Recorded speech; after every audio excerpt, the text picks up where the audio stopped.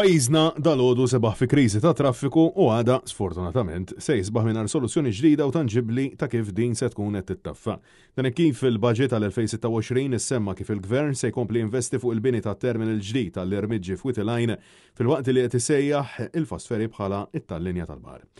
Matul il-budget tal-2025 fid-diskors tiegħu il-Ministru Klej Caruana kien semma kif fiċ-Ċina u l-Istati Uniti beda jara taxis waslu passiġġiera mingħajr xufiera kollox awtomatizzat.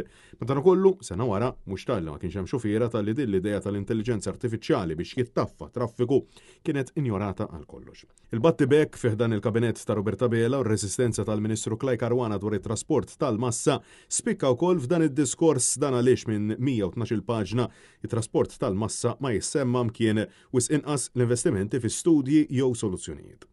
Bħala investimenti fl-infrastruttura tat-toroq xejn ġdid lanqas għajr il-ħidma fuq il-proġett ta' Msida Creek li skont il-Gvern se jnaqqas il-konġestjoni ta' traffiku u li bdew l-ewwel 5 proġetti mill-iskema via l-kulħadd. Dan ifisser li f'dak li kien diskritt bħala l-aqwa budget sfortunatament dan ma kienx il-każ għat-traffiku.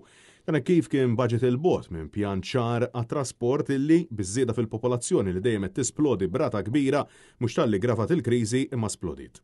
U fil-waqt li Klej Caruana saħaq illi f'pajjiżna għandna sfidi fuq it-toroq u l-infrastruttura tagħna ma kien hemm ebda idea ġdida, parti li żgħażagħ sa 30 sena jistgħu jirritornaw il-liċenzja tagħhom għal għotja ta' 5,000 euro fis-sena għal 5 snin. Dan fil-waqt illi għat-3 sena konsekuttiva il-Ministru ħabbar illi għadhom għaddejjin id-diskussjonijiet fuq il-ġbir ta' skart off-peak kif ukoll kunsinni f'ħinijiet off-peak.